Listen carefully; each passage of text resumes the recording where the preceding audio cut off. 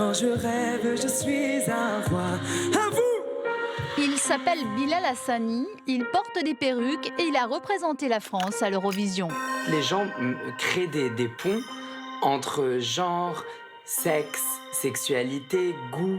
Tout se mélange en fait alors que ça ne devrait pas. Bilal Hassani transgresse les codes du genre, mais il n'est pas transgenre, pas comme ces personnes qui ne se reconnaissent pas dans le genre qu'on leur a assigné à la naissance.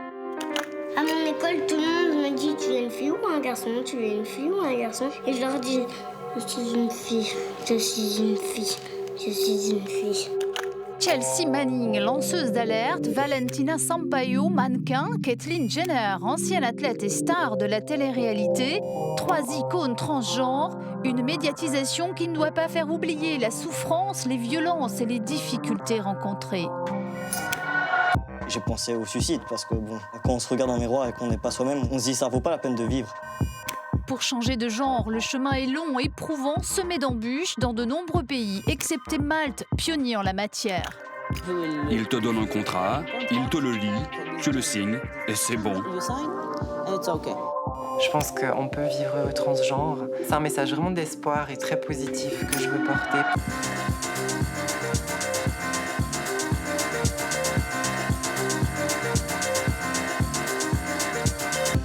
Il, elle, question de genre, on en parle ce mois-ci dans Objectif Monde à travers les reportages des télévisions partenaires, avec les reporters qui les ont réalisés et avec notre invitée, la journaliste transgenre belge Bo van Spielbeek.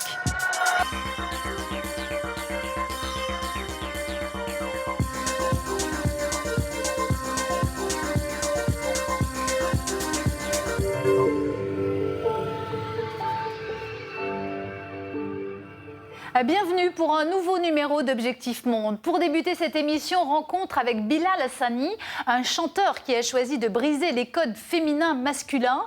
Le jeune homme rêve d'un monde sans genre où chacun serait libre d'assumer ce qu'il est.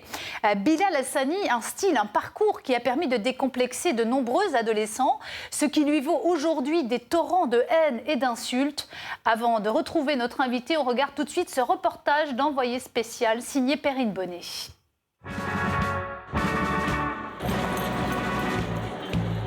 Ça se passe comme ça avec Bilal. Il faut prendre le train en marche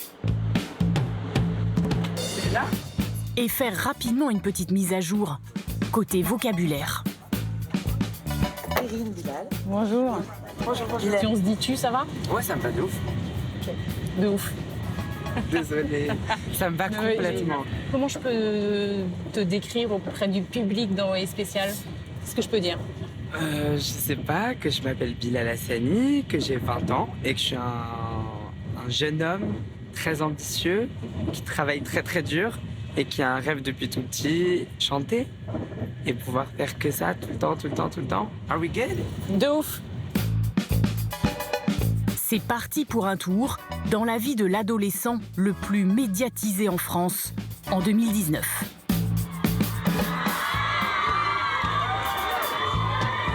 Je suis fan de Bilal Hassani. Oui. Moi j'adore. C'est un homme qui se déguise en femme et qui chante, je connais certaines de ses musiques. Ne bouge pas, ne bouge pas. Et si son visage ne vous a pas encore parlé, cet accessoire va sans doute vous aider. Non, parce que je veux quand même... Bilal Hassani, c'est ce jeune homme de 20 ans qui a choisi de porter des perruques pour chanter.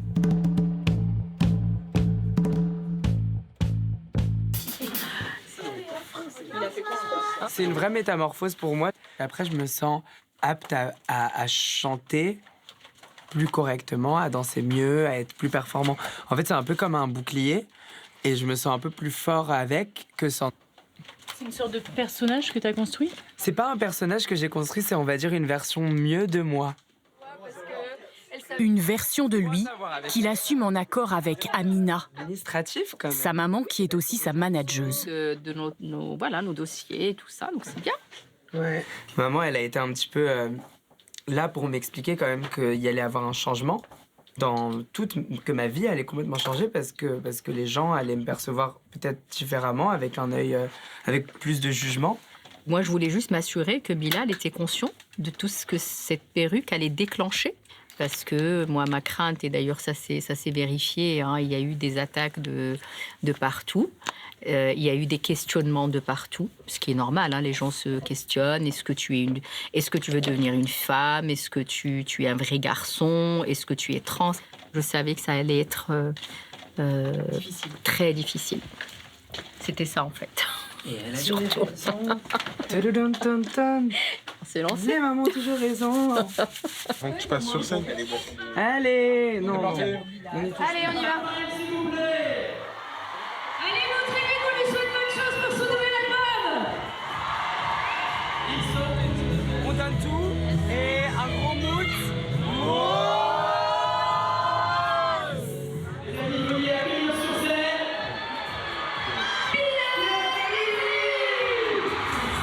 On a voulu vous raconter le parcours d'un garçon qui ose se montrer dans la lumière, tel qu'il est.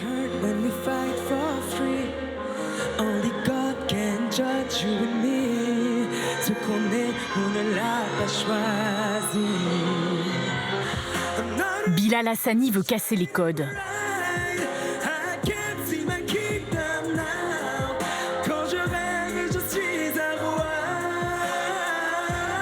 Depuis qu'il a représenté la France à l'Eurovision au printemps dernier, il est devenu un symbole.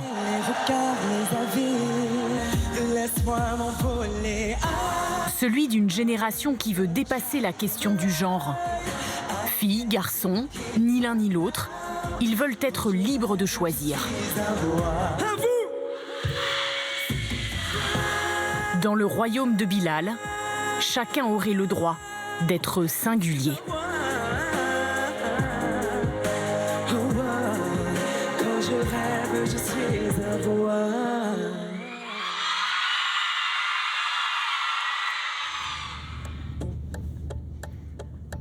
Tu as lu le mail? Non. Tu veux que je le mette sous les yeux ou tu peux me lire les trucs Je peux te lire. Depuis un an, tout s'est emballé dans la vie de Bilal. J'ai le temps d'aller en studio ou pas? Avant vendredi? Ouais. Bah non, parce que demain... tu es en conférence influence, après tu es Barbès Magazine et après tu as la soirée. T'as pas de temps. Si on résume, là, en quelques mois, donc tu as fait l'Eurovision, tu as sorti un album, tu as écrit un livre. Ouais. Et là, tu sors donc aujourd'hui une collection de vêtements. En plus, il y a une collection de vêtements, j'ai réédité mon album, j'ai fait une tournée. J'ai commencé ma tournée. C'est beaucoup. C'est beaucoup de choses, ouais. Et comme ce n'était pas assez, Bilal a sa chaîne YouTube pour raconter son quotidien. Bonjour. Bonsoir Paris. Salut tout le monde, c'est Bilal Hassani. Et oui. Donc je vous laisse avec la suite de la vidéo. N'oubliez pas de mettre un petit pouce en l'air, un petit commentaire. Et n'oubliez pas d'activer la cloche de notification. Du coup, pendant qu'on tournait Bilal pour le reportage, let's go! On était nous aussi filmés par son équipe. C'est à quel moment qu'il commence à me... Et on a atterri dans l'une de ses vidéos que suivent rien de moins que 1 100 000 abonnés. Essentiellement des 12-25 ans.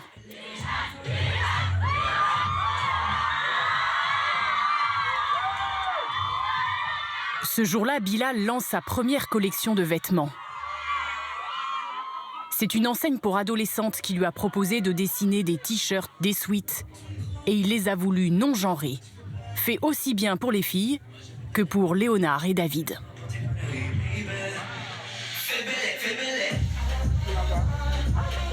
Parfait? Ouais. Il y a des couleurs qu'on attribue, c'est ça, des couleurs douces. En gros, par exemple, le rose, on dit que c'est pour les filles. Et en vrai, c'est pour tout le monde. C'est pour bousculer la mentalité des gens, parce qu'on est dans une société qui est quand même qui a une mentalité assez fermée quand même. À 20 ans, Bilal est déjà rentré dans la vie d'un grand nombre d'adolescents. Il les aide un peu à tracer leur route, comme un copain qui les inspire.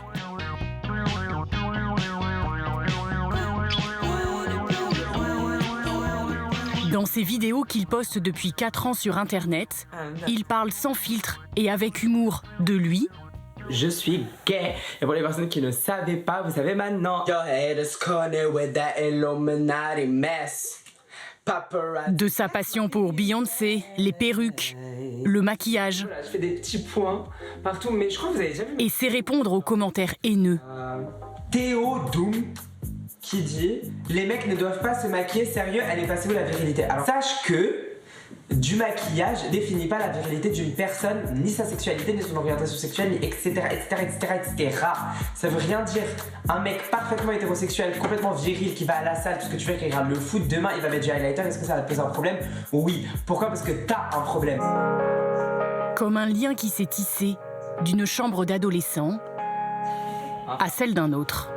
Allons checker si tout va bien dans cette wig. Alors bienvenue dans la chambre. Dans celle de Bilal, il y a des peluches sur le lit.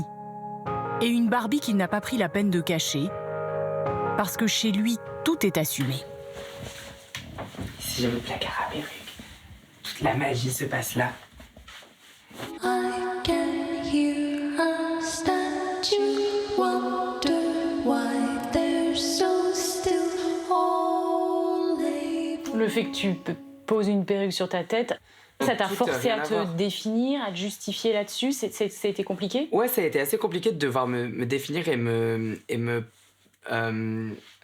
prononcer comme étant ceci ou cela par rapport déjà à ma sexualité. Parce qu'en fait, c'est très bizarre, mais beaucoup de gens ont assimilé j'aime pas ce mot, mais ma part de féminité à de l'homosexualité. Et donc, ils pensaient que j'aimais les hommes, alors que j'avais 7 ans, et on me posait des questions sur ma sexualité à un âge où on ne pense pas, en fait, à ça, du tout. Où c'est complètement... ça n'a aucune valeur. Dans ma tête, ça n'avait aucun sens qu'on me demande est-ce que t'aimes les garçons? Pourquoi on me demande ça? Et c'est vrai que c'est assez frustrant, parce qu'en fait, les gens créent des ponts entre genre, sexe, sexualité, goût, style... Et tout se mélange en fait alors que ça ne devrait pas. Et donc si toi tu devais justement remettre les choses un petit peu dans l'ordre... Moi par exemple, mon genre, je m'identifie comme un homme. Et donc j'ai jamais voulu, j'ai jamais ressenti le besoin. Et dans ma tête, il n'y a jamais eu vraiment de questionnement sur mon identité de genre. Là où ça pourrait exister ailleurs. Mais c'est juste que par contre, moi mes goûts, ils sont différents de la majorité, on va dire, des hommes aujourd'hui. Parce que je pense que si j'étais à l'époque, j'aurais peut-être eu les meilleures perruques du château de Versailles. C'est juste que voilà, la norme change. Et aujourd'hui, la norme fait qu'un mec doit être ce qu'on appelle viril. Et la virilité est égale à pas prendre de douche et avoir une barbe de 3 jours. Bilal qui semble s'être trouvé, bien dans ses baskets, et beaucoup moins à l'aise dans la rue. Depuis ce 26 janvier 2019. Bilal remporte le concours qui désigne le candidat de la France à l'Eurovision. Il réalise son rêve, mais va vivre aussi un cauchemar pendant des semaines.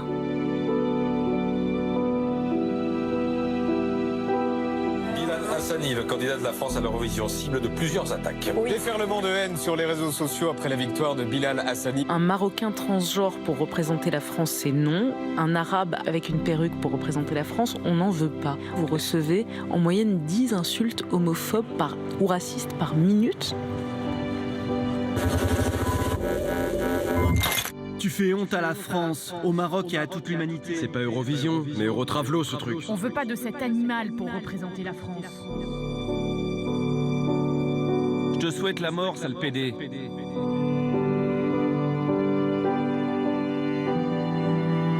« 60 000 insultes répertoriées en quelques semaines par une association de lutte contre l'homophobie. Des mots, des menaces qui ont laissé des traces. C'est quelque chose que je reçois quotidiennement et qui ne s'est pas arrêté depuis. J'essaye de vivre avec, en fait. Et ça, c'est pas normal, je pense. Tu vis pas avec une sorte d'agression morale constante. C'est difficile de vivre avec ça. Je fais plus attention maintenant à des trucs auxquels je devrais pas faire spécialement attention. je me sens constamment un petit peu comme ça. J'ai toujours le regard à droite, à gauche en me disant qu'est-ce qui va m'arriver ? Depuis cet épisode, Bilal ne prend plus les transports en commun. Et quand il n'est pas sur scène, il passe le plus clair de son temps dans des lieux où il se sent protégé. Comme ici à Saint-Denis, à côté de Paris, où il a grandi, auprès d'Amina, sa maman, sa plus grande confidente. Amina a élevé Bilal et son grand frère seuls. Bonne nuit, Bilal. Il va dormir, Bilal aussi. Et avec le souci permanent de les protéger. Là, tu as des souvenirs quand même. Ouais. T'es plus grand. Sans regret, pour trouver enfin la voie de mon destin. Essayer de briser mes chaînes, Donc voilà, c'était ça toute la journée. Ma position, c'était ne laisser personne abîmer la nature profonde de mon fils. Ça, c'était pour moi la priorité. Donc, j'ai dû par moments être un petit peu dure avec mes parents, avec ma famille, parce que je briefais tout le monde avant d'y aller, où je disais à tout le monde, voilà, Bilal joue à la poupée, Bilal met des foulards sur la tête, Bilal danse, Bilal n'aime pas jouer au foot. J'ai besoin d'amour, des bisous et des câlins.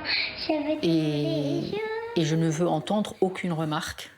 Et si il y a une remarque quelconque, je ne reviendrai plus, je ne viendrai plus vous voir. Donc c'était quand même, ça devait être très dur pour ma famille. Ce n'est pas parce que la société le refuse qu'il doit se renier, qu'il doit se... Non. Donc non, je savais que ça allait être difficile, mais je ne regrette pas d'avoir accepté et d'avoir laissé Bilal porter ses perruques. Être lui-même. Et être lui-même surtout. C'est parce que ça revient à cela, au fond. En rentrant chez lui, Bilal va être consolé par une surprise de taille.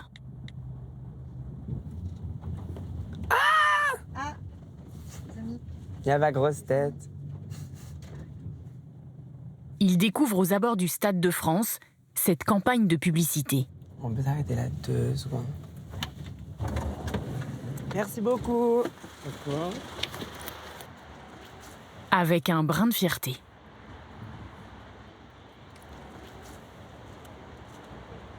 Non, c'est cool. Je trouve que c'est un beau moment dans ma petite vie. C'est sympa de se dire que je suis là. Et le slogan, c'est quoi alors ? Écoutez le monde changer. Ça veut dire quoi ? Pourquoi on associe ce slogan à ton visage ? Ça veut dire que peut-être je change le monde. Je sais pas. Je pense pas trop à ça. Quand je rêve, je suis un roi. Retour sur le plateau d'Objectif Monde. Bo van Spielbeek, merci d'être avec nous. Vous allez nous accompagner tout au long de cette émission. Alors, vous êtes journaliste, présentatrice d'un journal télévisé sur une chaîne privée belge. Et vous êtes l'auteur de cet ouvrage, Comment je suis devenue UE, beau, puisque vous êtes né homme, vous êtes aujourd'hui une femme. C'est un parcours donc, que vous racontez dans votre livre. Avant d'en revenir à votre expérience, qu'est-ce qui représente pour vous Bilal Hassani ? Eh bien, je crois que c'est une des nombreuses facettes de tout cet éventail qu'est le genre et qui va de personnes qui aiment s'habiller dans les vêtements de l'autre sexe. Et il n'y a rien de mal à ça, au contraire, c'est très gai de pouvoir le faire. D'ailleurs, ça donne chaud au cœur. Et puis, il y a ceux qui vont à l'autre bout et qui veulent vraiment tout à fait changer de genre, ce que Bilal ne veut clairement pas faire. Il se sent garçon, mais il aime parfois de s'éclater en fille. Alors, vous êtes une personne transgenre. Bilal, oui. Lui, il est cisgenre. On va faire une petite précision, justement, au niveau du lexique. Alors, cisgenre, c'est en fait une personne qui est en accord avec le genre qui est assigné à sa naissance, à partir de son sexe biologique. Transgenre, donc c'est quelqu'un qui ne se reconnaît pas, qui se reconnaît en tout cas dans le genre opposé à son sexe biologique.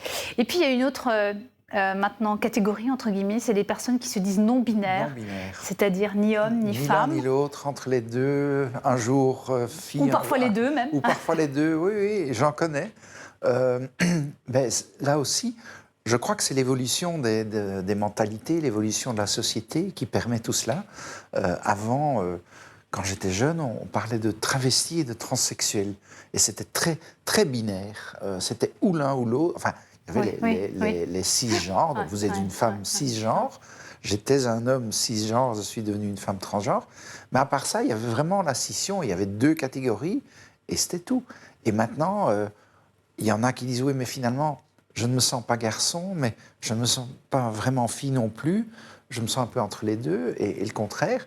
Et c'est de plus en plus accepté, du moins chez nous, au moins en Europe occidentale. Et dans votre ouvrage, justement, vous racontez cette transition, votre prise de conscience. Quand est-ce que vous avez commencé à vraiment vous dire « mince, je n'arrive pas à habiter ce corps », ou en tout cas, je n'arrive pas à habiter le genre qu'on m'a assigné à la naissance. Oui. Mais c'est quelque chose qui grandit. Donc mon premier souvenir d'un moment où j'aurais préféré être une fille qu'un garçon, c'est quand j'avais 8 ans, en 1967. Je viens d'avoir 61 ans. Mais à ce moment-là, d'abord, je ne savais pas que c'était possible de changer de genre, changer de sexe. Et puis, ce n'était pas encore vraiment très clair dans mon esprit. Et c'était considéré comme une maladie psychiatrique à l'époque. Je ne l'ai dit à personne. Mais alors, par après, à l'école, j'étais dans un collège de garçons. En Belgique, maintenant, toutes les écoles sont mixtes. À l'époque, il y avait des collèges de garçons, il y avait des écoles de filles. Et quand on faisait des représentations, du théâtre, des petits sketchs, j'avais pris l'habitude de jouer les rôles féminins. Disons que là, je me trouvais peut-être un peu dans le cas de Bilal. Dans la peau de Bilal. Et puis, finalement, on se rend compte que ça va plus loin que ça, que ça ne suffit pas. Mais j'ai lutté. Vous êtes marié, vous avez eu des enfants. C'est une sorte de lutte. On essaie, certainement à l'époque, je me disais que c'était pas bien d'être comme ça, qu'il fallait se conformer à la société, que en tant que jeune homme, après mes études, je vais me marier, fonder une famille, avoir des enfants. Et puis ça continue à ronger jusqu'au moment où, quand j'avais, disons peut-être après... Enfin, j'ai commencé à sortir déjà en femme, même pour aller juste au supermarché. Et puis à un moment, on se dit non, ça va plus, il faut vraiment y aller à fond. Les jeunes, justement, vous le dites, ils sont beaucoup plus à l'aise avec ces questions d'identité de genre. C'est lié à quoi? C'est l'évolution de la société, c'est les réseaux sociaux aussi qui permettent de renvoyer aussi des images de personnes qui sont différentes, qui ne sont pas forcément de ce qu'on appelle la norme. Des modèles. Moi, les modèles que j'avais quand j'étais jeune, c'était par exemple Coccinelle ou Bambi, qui étaient des danseuses nues au Carrousel de Paris, un cabaret.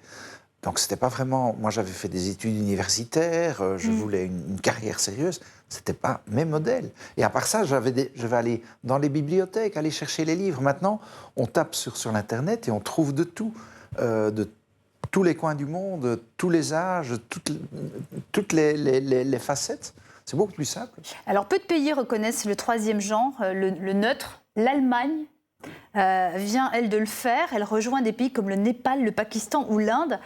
C'est incroyable, le Pakistan, l'Inde, c'est pourtant pas des pays qui sont réputés pour leur ouverture. En Asie, il y a une plus grande habitude, il y a une plus grande tolérance vis-à-vis de ces questions de genre, plus d'ouverture. Je ne sais pas si... Enfin, je connais très mal la situation là-bas. Mais il y a évidemment la Thaïlande, qui est un peu le pays phare pour tout ce qui est transgenre. D'ailleurs, il y a encore beaucoup de personnes transgenres qui se font opérer là-bas. Mais il y a quand même des cultures où parfois je dirais plutôt des genres sorciers, magiciens, pouvaient se permettre de jouer un peu avec les deux genres. En Afrique aussi, je crois. Bon, je pense que ça a peut-être aidé. Bo Spielbeck, vous restez avec nous. On va partir cette fois en Belgique. On pense souvent que c'est en fait en devenant adulte ou à la puberté que les personnes transgenres sentent qu'elles ne sont pas à l'aise avec le sexe qui leur a été assigné ou le genre qui leur a été assigné à la naissance. Or, cela se passe beaucoup plus tôt, comme vous nous l'avez dit, et c'est ce que montre aussi ce reportage d'Alison Delpierre pour l'émission Question à la Une sur la RTBF.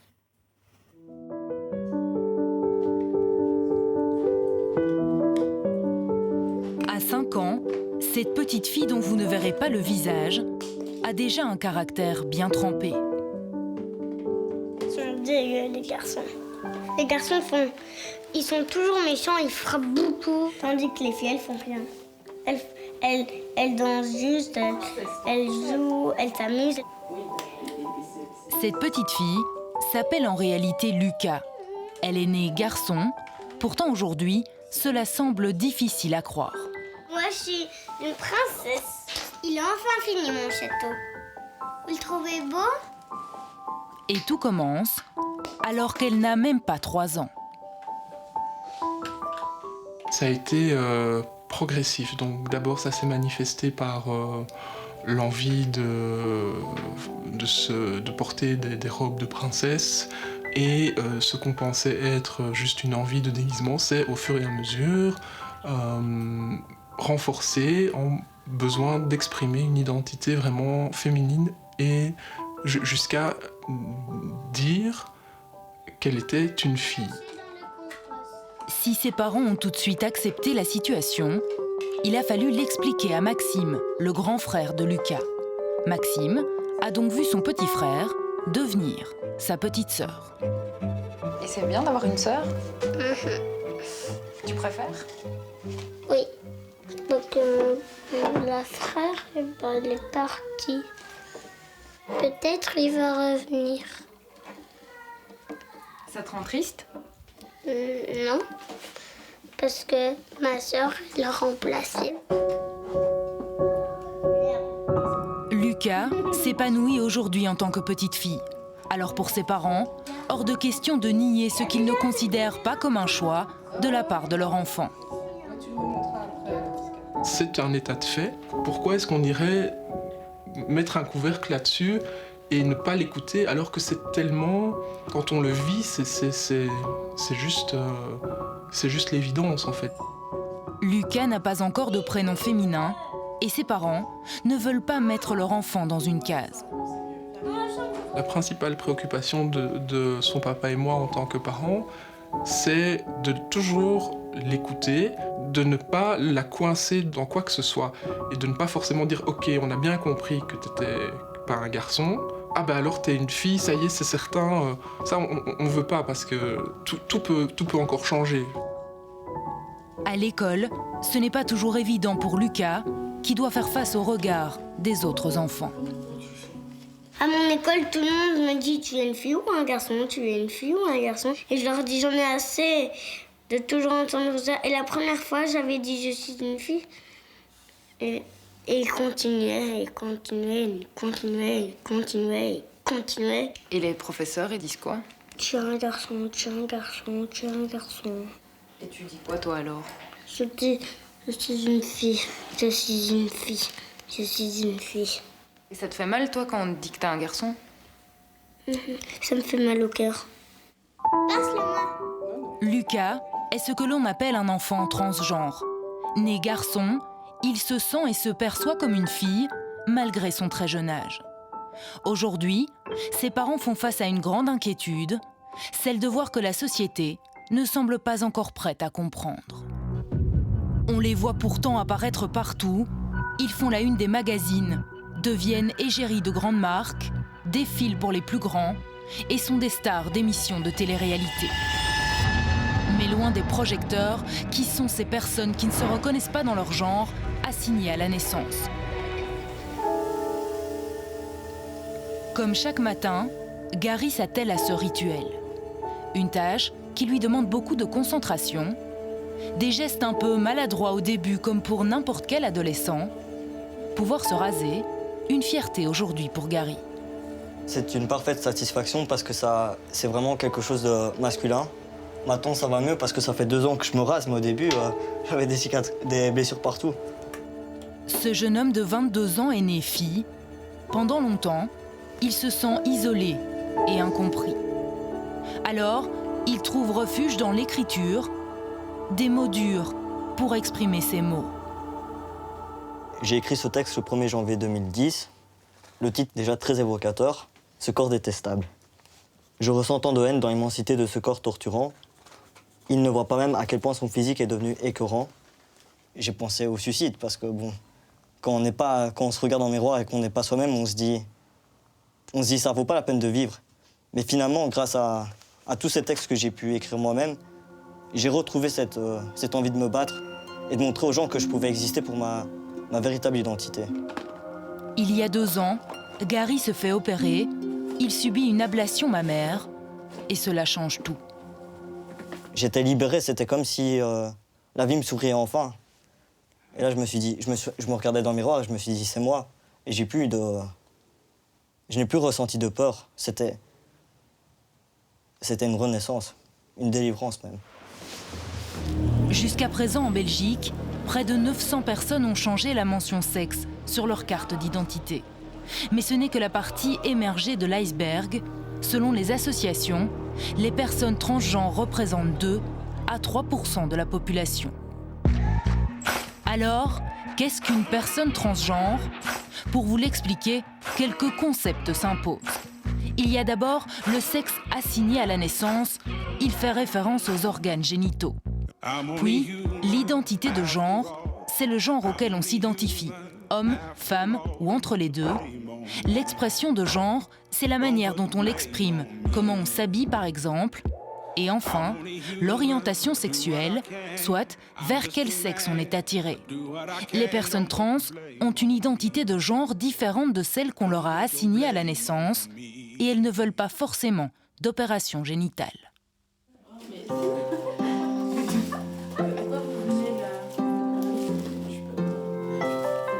Et un parcours n'est pas l'autre. Bienvenue chez Elliot. Elliot a vécu une enfance heureuse en tant que petite fille. Ça me rappelle plein de souvenirs, c'est chouette. De bons souvenirs? Ouais, de bons souvenirs. Moi, ça me fait pas bizarre parce que je vois vraiment ça comme une continuité, quoi. J'étais comme ça avant et puis voilà, j'ai changé un peu comme tout le monde et je suis comme ça maintenant. Et c'est dans l'ordre des choses. Je dis encore elle quand je vois des photos en petite fille parce que je ne vais pas dire il pour une petite. Et puis je dis il maintenant et mon fils et tout ça est normal. J'ai vraiment de la chance d'être entouré d'une famille qui respecte mes choix et qui me supporte. Et ça fait du bien de l'entendre. Si sa famille accepte sa transition, tout n'est pas si simple. Elliot est rapidement amené à voir des psychiatres et psychologues avec ses parents. Une étape compliquée durant laquelle il a le sentiment qu'on cherche à le décourager. Ça s'était pas du tout bien passé, quoi. Parce que je me souviens, c'était lui qui m'avait dit que j'étais une victime de la médiatisation des personnes trans et qu'il me croyait pas parce que normalement ça se manifestait dès la petite enfance et que je correspondais pas spécialement aux stéréotypes. Si certaines personnes transgenres cherchent un accompagnement, c'est en réalité une obligation. Car en Belgique, pour pouvoir changer de prénom et de sexe sur sa carte d'identité, il faut remplir plusieurs conditions. La première est une attestation psychiatrique. Alors, les personnes transgenres sont-elles considérées comme des malades? Elles se retrouvent en tout cas toujours dans le fameux et controversé DSM, le manuel de psychiatrie américain qui répertorie les maladies mentales. Ici, au CHU de Liège, le docteur Pichot, le psychiatre, Salut, tu arrêtes 2 minutes? Oui. Et Frédéric Burdeau, le psychologue, travaillent en collaboration. Ils font partie de l'équipe de genre. Ils reçoivent ici les personnes en questionnement sur leur genre. Plusieurs rendez-vous sont organisés. Bonjour. Et les patients doivent passer une série de tests de personnalité. Donc je vais vous montrer une série de cartes, à chaque fois une tâche, et vous allez me dire ce que c'est. Moi je dirais un masque. Avec le psychologue, mais aussi avec le psychiatre. Il leur fait passer le MMPI2, un test de 560 questions. Les questions, c'est des questions du style. J'ai souvent souhaité être une fille, ou je n'ai jamais eu de pratique sexuelle inhabituelle, Et l'ordinateur ressort les réponses qui peuvent avoir peut-être un petit peu plus d'intérêt, un petit peu plus de sens. Par rapport à nos patients présentant un trouble de l'identité de genre, il y a ce qu'on appelle l'échelle masculinité-féminité. Donc c'est une espèce de mesure. Donc là, elle sort de ce qu'on voit habituellement, de mesure de cette souffrance liée au trouble d'identité de genre. Après ces tests et rendez-vous, ils rendent ensuite un diagnostic. La décision qu'on va prendre, et qui sera une décision prise en équipe, donc on va se réunir et on va voir un peu ce qu'on donne comme réponse aux patients, consiste à poser un diagnostic de trouble vrai de l'identité de genre. Et quand je dis diagnostic, c'est surtout bien cerner cette véritable souffrance liée au fait que le patient ne se sent pas quelque part dans le bon corps. On peut refuser, bon maintenant on le fait quasiment jamais. Je pense qu'on a refusé 2 ou 3 fois et c'était dans des situations où clairement la demande était enracinée dans une problématique schizophrénique très importante. Environ 50 nouveaux patients se rendent ici chaque année, mais ces équipes de genre, c'est la bête noire des associations. On est contre les pratiques des équipes de genre. Pourquoi ? Parce qu'elles se basent sur le manuel de psychiatrie, parce que l'accueil et la base n'est pas bonne, avec une vue extrêmement stéréotypée et binaire de la réalité humaine.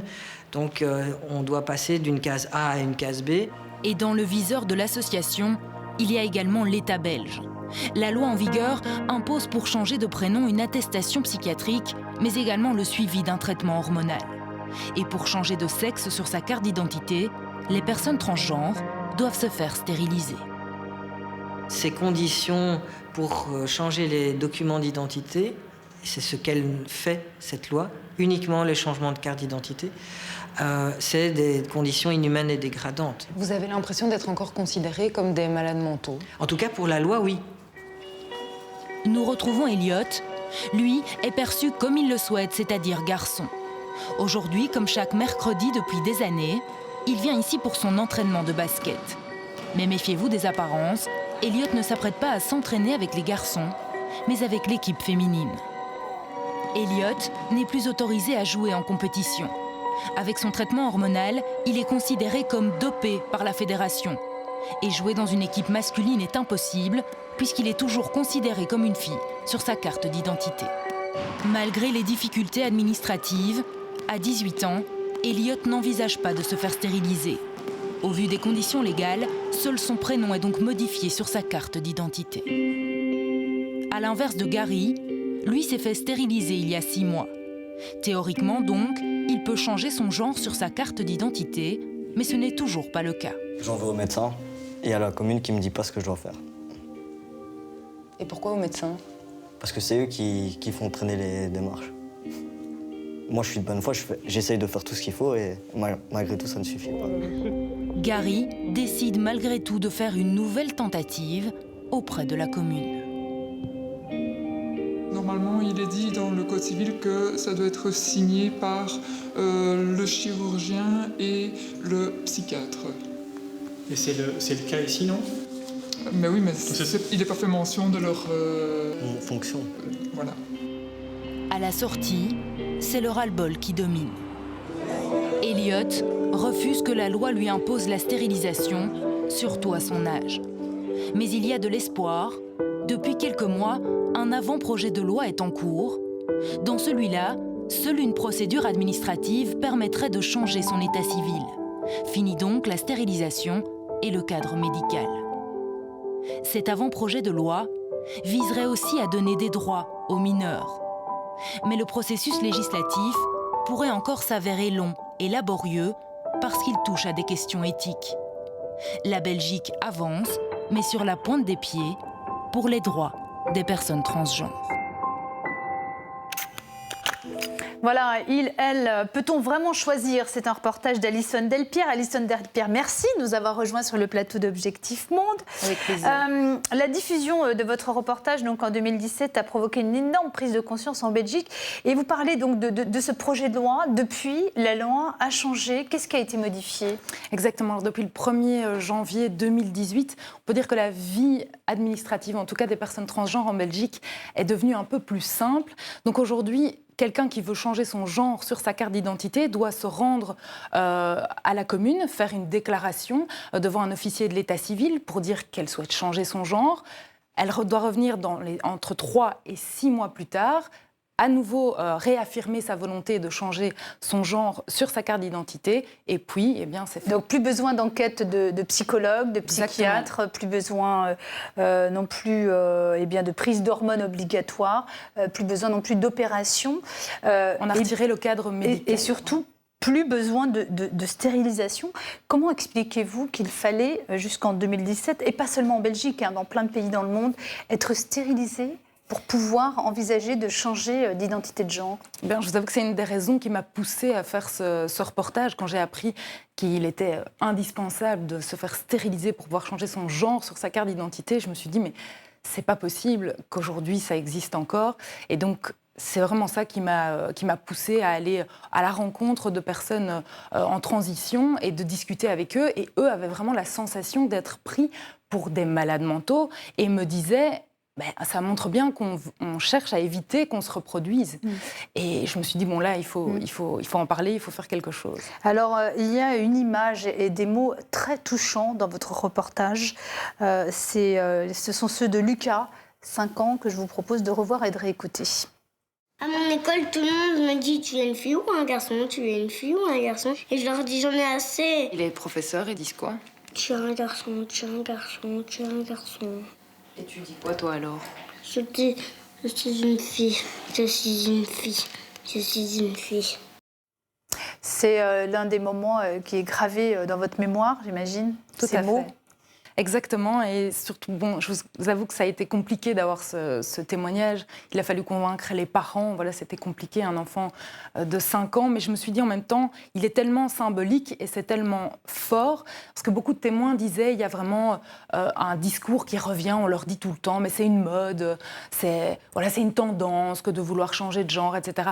Et là, quand j'ai vraiment entendu ce témoignage de cet enfant, je me suis dit, ça montre qu'on ne choisit pas. S'il y a 3 ans, cet enfant né garçon se disait fille, c'est qu'à un moment, c'était quelque chose qui était en lui.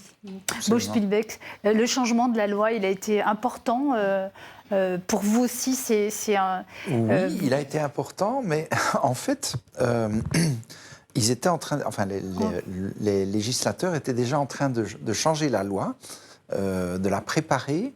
Quand j'ai commencé ma transition. Vous aviez 58 ans. Donc. Voilà. Et finalement, moi, j'ai été faire ma déclaration à la maison communale. Vous avez bénéficié justement de cette loi. Voilà, c'est ça. J'ai fait ma déclaration. Donc, j'ai fait mon coming out moins d'1 mois après que la nouvelle loi ait été mise en promulguée. Promulguée.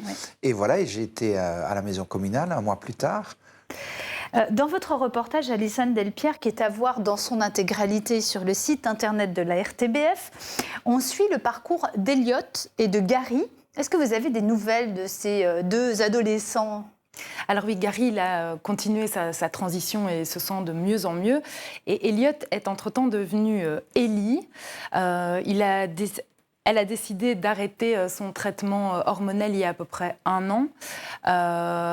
Pour des problèmes de santé et des questionnements qu'elle se posait à ce niveau-là. Et finalement, elle a décidé de détransitionner. Ça a été une étape assez compliquée.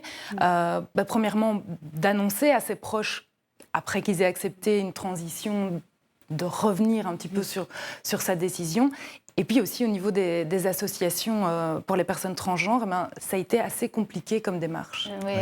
C'est rare, les personnes qui détransitionnent, qui arrêtent la transition. J'en connais une aussi, également, qui était garçon transgenre ou qui pensait être garçon transgenre et qui finalement, il y a quelques mois, a décidé de vivre à nouveau en fille et qui est même enceinte pour l'instant.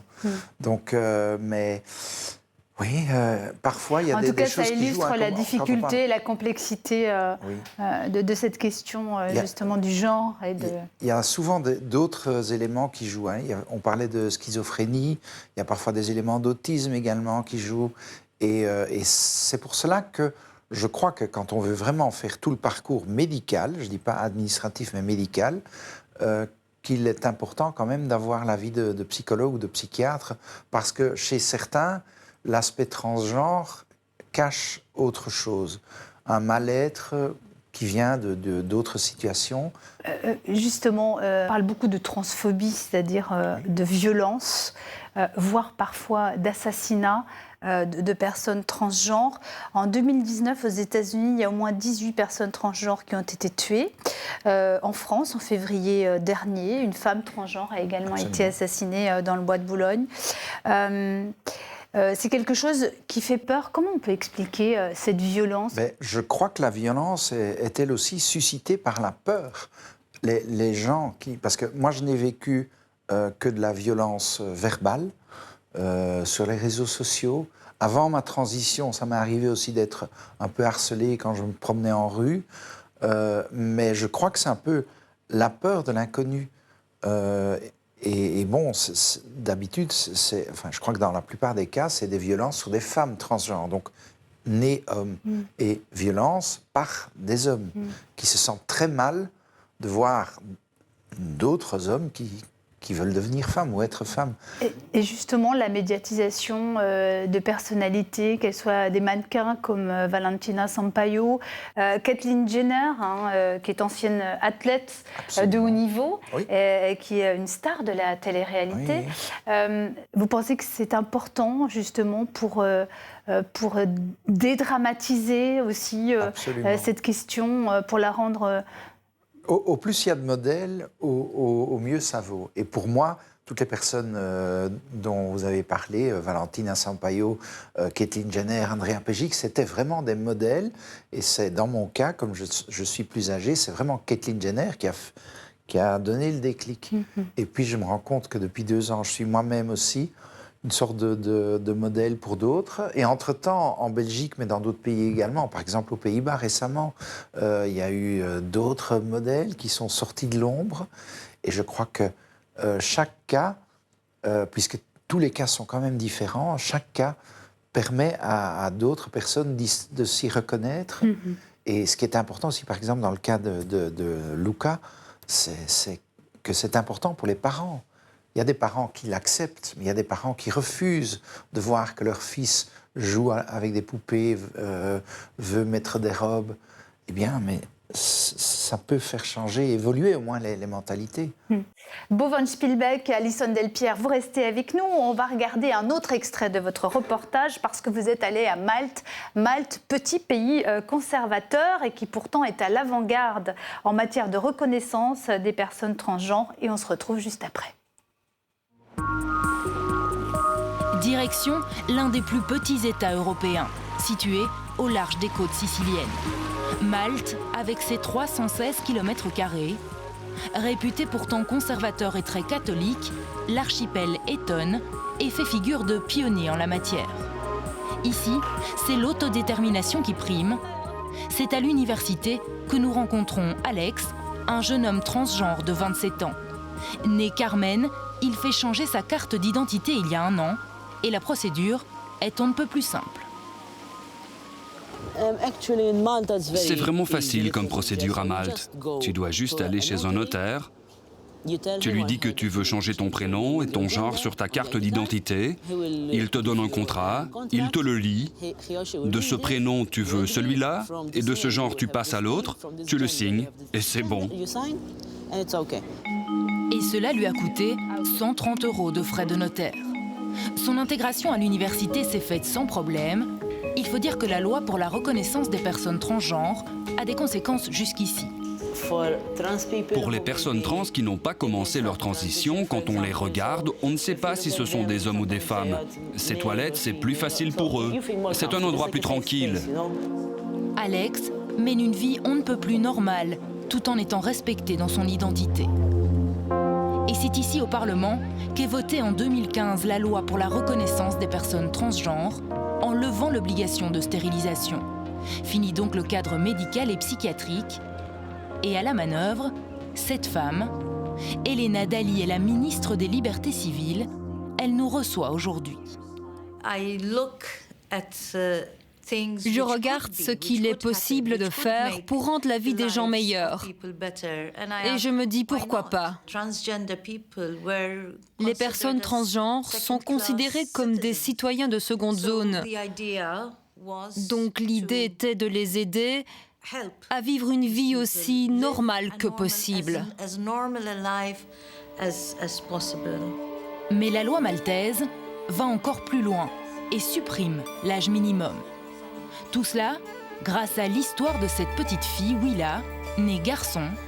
Elle écrit ce livre et cela va sensibiliser les politiques. Trans kids need to be listened to. We don't have a disorder and you can't change us. We are who we are. Elle est même invitée au Parlement et aujourd'hui à Malte, les mineurs peuvent laisser leurs parents demander leur changement d'état civil. Avec notre loi, nous donnons le ton. Parfois, c'est la législation qui fait avancer la société, comme dans ce cas. On a légiféré et la société comprend que ce que nous avons fait va permettre à plus de citoyens de vivre leur vie le mieux possible. Une avancée d'autant plus étonnante qu'ici, jusqu'il y a 5 ans, le divorce était interdit. Et l'avortement l'est toujours aujourd'hui. En un an, avec cette loi, une 60aine de changements d'état civil ont été effectués, en comparaison à 21 sur 15 ans. Malte est le 2e pays après le Danemark à légiférer la reconnaissance des personnes transgenres. Alors, à quand le tour de la Belgique ? Retour sur le plateau d'Objectif Monde. Bo van Spielbeek, merci d'être toujours avec nous. Alison Delpierre, vous êtes journaliste à la RTBF. Malte, pays le plus progressiste du monde en matière de reconnaissance des personnes transgenres, ça peut paraître très surprenant, non ? Oui, c'est très étonnant parce qu'effectivement, l'Église catholique a encore énormément d'influence et de poids là-bas.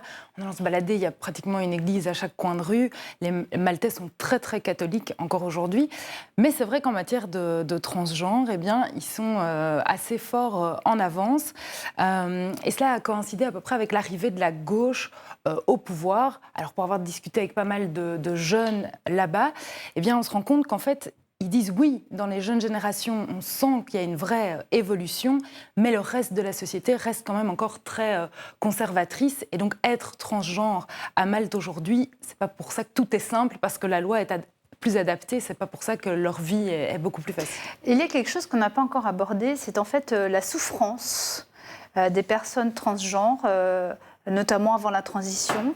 Et il y a un taux de suicide qui est très important au sein de la communauté, transgenre. Il y a beaucoup de suicides. La souffrance, c'est quelque chose de très important et qu'on ressent bien d'ailleurs quand vous interviewez Gary, le jeune homme dans votre reportage. Oui, lui, il dit clairement qu'il a pensé plusieurs fois et pendant de longues années au suicide. Donc c'est vrai qu'on sent qu'il y a un vrai mal-être. Alors c'est difficile d'avoir des chiffres exacts, mais il y a plusieurs études qui ont été menées et qui disent qu'une personne transgenre a jusqu'à 10 fois plus de risques de se suicider qu'une personne cisgenre et que plus de 69% des personnes transgenres ont déjà au moins une fois au cours de leur vie penser au suicide. Donc ce sont des chiffres qui font quand même assez peur. Mais c'est vrai que quand on voit aujourd'hui, on en a parlé tout à l'heure, les mannequins, que ce soit les stars transgenres qui sont très visibles, on peut quand même se dire qu'il y a une certaine évolution positive dans la société. Et il y a d'ailleurs une grande marque de lingerie avec des anges qui vient d'engager son premier mannequin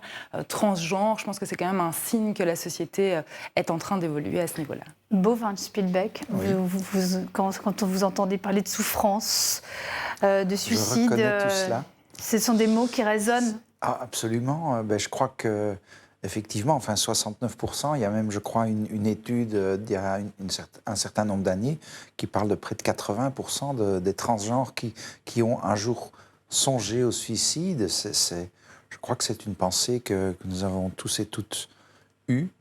Et je crois que jusqu'à entre 30 et 40% ont fait des tentatives de suicider. Moi, j'en connais plusieurs qui n'y sont plus, qui ne sont plus là. Il y a eu à un certain moment une exposition en Belgique, une photographe francophone belge, avec toutes des photos de transgenres. Et un an après, il y en avait 6 qui n'y étaient plus déjà. Donc c'est un problème et c'est très souvent parce que justement il y a l'entourage qui réagit mal, il y a une sorte de sensation d'isolement et voilà, certainement c'est trop. C'est ça la difficulté, elle peut être, la souffrance, elle peut venir du fait qu'on n'arrive pas à en parler. Oui, ça c'est quand c'est avant. Mais après, même ensuite, oui, dans les cas où les proches acceptent véritablement très bien le fait qu'une personne veuille changer de genre, la souffrance, elle reste souvent en soi. Il y a quelque chose c'est souvent quand il y a des gens qui rejettent. J'en connais qui étaient harcelés à l'école ou qui perdaient leur boulot, qui ne voyaient plus leur famille. J'en connais qui ne voient plus ou leurs parents ou leurs enfants, ça dépend de l'âge, et c'est très souvent ça. Et alors cette sensation d'être perdu, d'être abandonné, et donc... Bo van Spielbeek, vous restez avec nous jusqu'à la fin de cette émission. Alison Delpierre, merci beaucoup d'être venue sur le plateau d'Objectif Monde. On va partir à présent en Suisse où la loi est plutôt restrictive, mais vous allez voir, les cantons ont pris les choses en main. Dans les cantons de Vaud et de Genève, une association vient sensibiliser, former les enseignants afin de mieux intégrer les élèves transgenres. Ma vie en rose, c'est un sujet de Catherine Sommer pour le magazine Mise au point sur la RTS, la radio-télévision suisse. Alison a 18 ans. En transition depuis l'âge de 16 ans, elle est suivie par l'hôpital des enfants à Genève. Une consultation spécialisée pour les jeunes qui ont une identité différente de celle avec laquelle ils sont officiellement nés. Ça m'a pris du temps avant de me rendre compte que j'étais différente des autres filles. Parce que je traînais qu'avec des filles, j'aimais que des trucs de filles. Tout ce qui était sport avant, il ne fallait pas m'en parler. Danse, ça a toujours été ma vie. Mais j'ai pu en faire que très tard, parce que mon père voulait absolument pas que je m'approche de tout ce qui était trop féminin. Je me suis toujours sentie fille, mais ça m'a pris du temps pour mettre des mots dessus, en fait. Tous mes anniversaires, j'ai souhaité exactement la même chose. Il faut apparemment faire un souhait avant de souffler ses bougies et ne pas le révéler pour qu'il se réalise. Et depuis mes 3 ans, je fais le même vœu qui est de devenir une fille. Enfin, devenir physiquement une fille.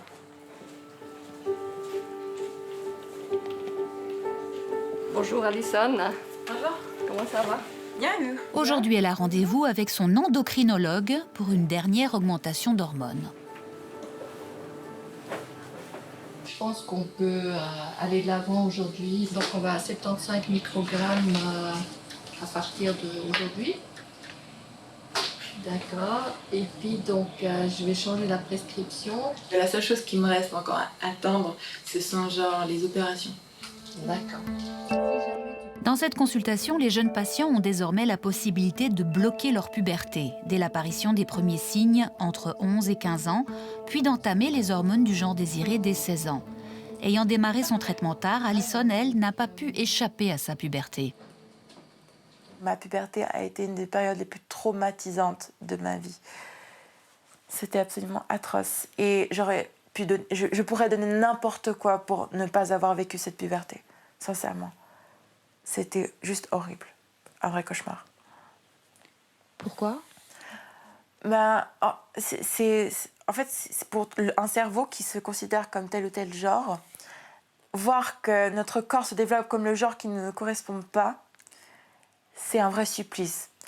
Parce que, par exemple, pour moi qui me considère comme une femme, comme une fille, voir que j'ai de la pilosité faciale qui grandissait, ou que j'avais juste de la pilosité qui grandissait partout comme celle d'un homme, c'était absolument horrible. Horrible. Je me souviens très bien, quand ça a commencé, j'avais un short, je crois, ce jour-là, et mon père il m'a dit « Mais tiens, on a des poils aux jambes, t'es un homme maintenant !» J'ai cru que je mourrais ce jour-là. J'avais envie de pleurer, c'était horrible. Mais évidemment, j'ai dû porter le même masque d'habitude et dire « Ouais, c'est trop cool, etc. » blablabla. Alors que c'était comme si on me plantait un couteau directement dans le cœur. J'aurais voulu mourir ce jour-là, c'était horrible. C'est un médicament qui est utilisé en pédiatrie depuis une 30aine d'années, donc on connaît assez bien ces médicaments. Et puis l'effet est tout à fait réversible. Une fois qu'on commence à induire la puberté dans l'autre sexe avec des hormones, il y a une partie qui n'est plus réversible. C'est pourquoi les médecins s'allient pour accompagner au mieux l'enfant ou l'adolescent transgenre. Des pédopsychiatres, des endocrinologues, des pédiatres, une consultation multidisciplinaire disponible au centre adolescent du CHUV et au HUG est de plus en plus sollicitée.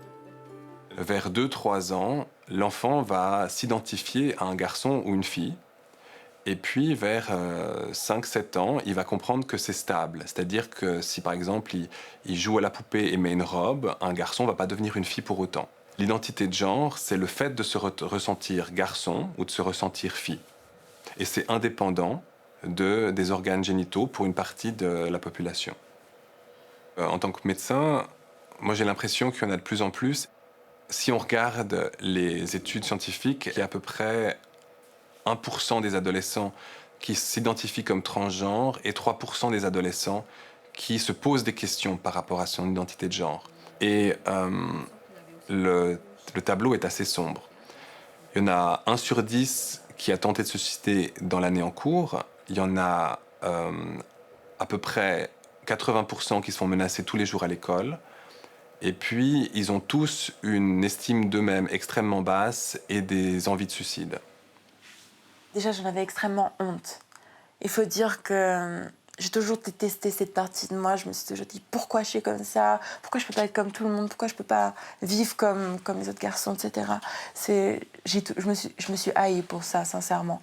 Parce qu'en plus, avec le genre d'éducation que j'ai eu, qui est... Parce que du côté de ma mère, c'était assez tolérant. Elle était très gentille. Elle disait, tant que toi tu es bien, tant que toi tu fais ce que tu aimes, c'est bon. Mais mon père, il était très intransigeant à ce niveau-là. On appelle ça officiellement la dysphorie de genre. Le diagnostic est d'abord posé par le psychiatre et permet d'initier la transition, du moins pour les familles qui sont réceptives. Aujourd'hui, la culture transgenre est présente dans la mode, est présente dans les séries télévisées, est présente dans le cinéma, mais franchement, pour certains, ça leur arrive dans leur famille alors qu'ils n'ont jamais imaginé même qu'une chose de ce type existe et soit possible. Donc il faut arriver à ce que ce processus prenne un chemin possible et souple, tant pour l'enfant et l'adolescent que pour ses parents, ce qui n'est pas simple du tout. Il s'agit de les accompagner dans la solution qu'ils construisent. Cette solution, elle implique la famille, très, très, très complexe. Elle implique les équipes médicales qui doivent être bien liées. Elle implique aussi la société, l'école, comment l'école peut admettre un tel changement chez un enfant. Et c'est exactement ce que l'école vaudoise et genevoise se sont engagées à faire. Alors, merci beaucoup. Devant un parterre d'enseignants, de doyens ou d'infirmières scolaires, Adèle Zuffray explique comment, sur demande, elle intervient auprès des professeurs et des élèves romans. J'accompagne les jeunes dans leur transition scolaire. Un accompagnement qui permet d'aplanir de nombreux problèmes liés à la transition, y compris le harcèlement scolaire. Quelque chose qu'on entend beaucoup, c'est que maintenant, les jeunes trans, c'est un peu un phénomène de société. On dit qu'il y en a beaucoup parce que c'est un effet de mode. Ce qui est totalement faux au final, c'est plus l'ouverture de la société, l'ouverture des professions médicales, des professions psychologiques aussi qui s'intéressent beaucoup plus à la question. Et du coup maintenant, les jeunes osent plus s'affirmer, osent plus sortir et puis faire leur coming out. Noé est élève dans le canton de Vaud, qui depuis plusieurs années déjà favorise les transitions en milieu scolaire. Sans fracas, les situations sont traitées au cas par cas. Le service de santé et de prévention scolaire dirigé par un pédiatre s'est ainsi occupé d'une dizaine d'enfants ces dernières années. Beaucoup de personnes transgenres savent très tôt, dès 3, 4, 5 ans, en fait, qu'il y a un décalage entre leur corps et comment eux, ils se vivent, ils se perçoivent de l'intérieur. Quel est l'enfant le plus jeune que vous ayez eu dans l'école ? Le plus jeune, c'était dans un établissement privé, c'était 4 ans. Ça génère beaucoup de craintes, mais en fin de compte, c'est assez simple, en fait, chez les moins de 10 ans, parce qu'ils sont de toute façon en questionnement sur ces choses-là, mais enfin, une fois qu'ils ont posé la question, Après, il passe à autre chose. C'est une camarade, c'est un camarade de jeu, de partage. Et pour les jeunes à l'adolescence, il y a plutôt un soutien autour de la personne qui se fait. Noé a ainsi toujours été soutenu par ses camarades, comme par sa famille, qui le considère comme un garçon. J'ai jamais été rejeté pour ce que j'étais. Est-ce que l'école a été compréhensive vis-à-vis de toi ? Oui, quand je leur ai expliqué et quand mes parents leur ont expliqué, ils ont été compréhensifs. Ils ont été extraordinaires. Ils ont été très ouverts. Ils avaient visiblement déjà un peu d'expérience à ce niveau-là. Et donc, leur intérêt, c'était justement que mon fils se sente bien. Cela veut dire remplacer le « elle » par le « il » et admettre le nouveau prénom utilisé y compris sur les bulletins scolaires. Ça surprend, on n'a pas l'habitude et on est un petit peu déboussolé, il faut le dire au départ.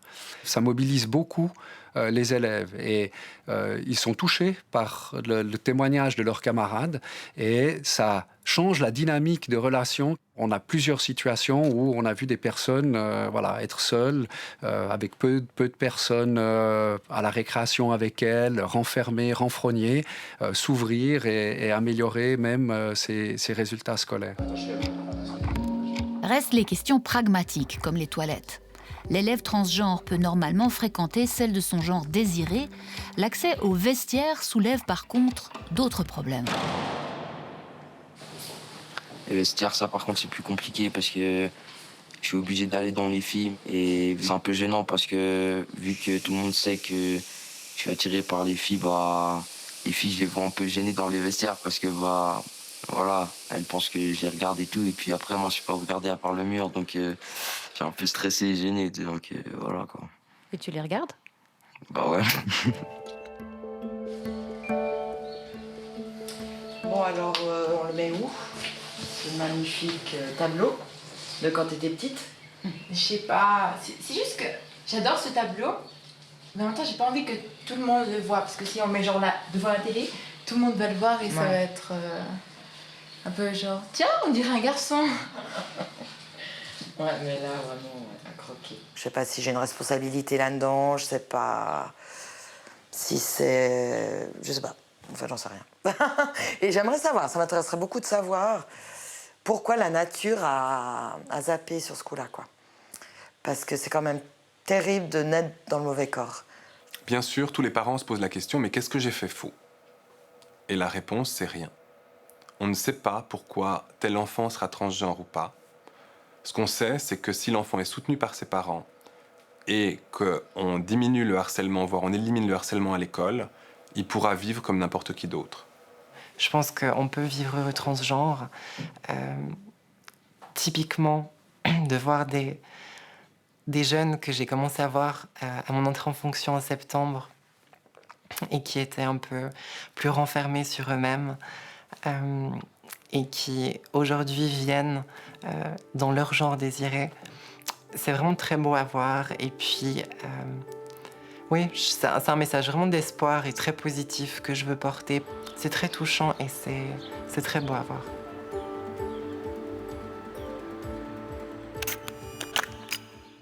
Retour sur le plateau d'Objectif Monde. Catherine Sommer, merci d'être avec nous. Vous avez réalisé, vous êtes journaliste à l'RTS et vous avez réalisé ce sujet. Quand on a préparé cet entretien, vous m'avez dit que c'est un sujet qui me touche depuis longtemps. Pourquoi ? Parce que c'est vrai que dans ma pratique de journaliste, j'ai rencontré beaucoup de gens qui n'étaient pas toujours très à l'aise dans leur vie, dans leur corps, qui avaient toutes sortes de problèmes. Mais là, j'ai rencontré des personnes qui, effectivement, même quand elles sont toutes seules avec elles-mêmes, ne sont pas bien parce que leur corps ne correspond pas à leur tête, finalement, à ce qui se passe dans leur tête. Et c'est quelque chose qui m'a toujours beaucoup touchée, parce que je me suis dit que quoi qu'il arrive, notamment pour quand on doit faire son coming out de sexualité, par exemple, souvent, il y a quand même des moments où on peut se retrouver, des moments de refuge.